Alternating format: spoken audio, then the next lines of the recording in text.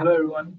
My name is Amar Amir Sheikh, and I will be the committee director for the uprising of the Chinese Communist Party, 1934. The first thing that I would say is that this committee will be designed to be extremely intense. The environment you'll find yourself is going to be one where you will be pushed to the extreme at almost all points. So that's one thing. The second thing is that because the history of China is extremely complex, you all are delegates who are influential personalities in the time period that we have set for the committee.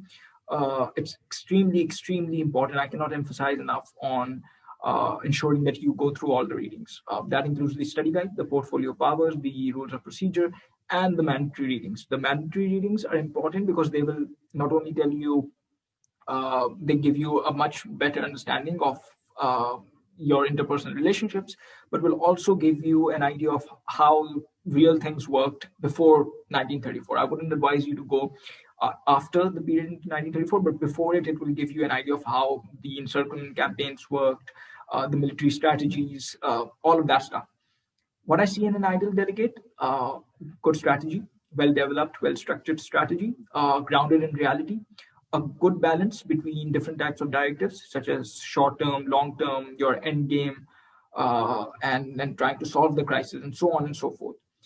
Good speeches. When I'm talking about speeches, I refer to not speaking in the conventional Model UN manner, but speeches that define are in more in line with your own character. Tying into good speeches is your stance. The stance is very important, and what I mean by stance is your relationship with Mao. So that will set a precedent in the way that will set a precedent about your demeanor in the party and how you speak with the chair, with Mao. The last thing that I would advise you is that when you're preparing for this committee, make sure that you don't just focus on directives, but because unmoderated caucus will also be important.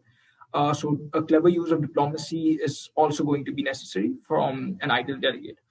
That's pretty much it. I understand that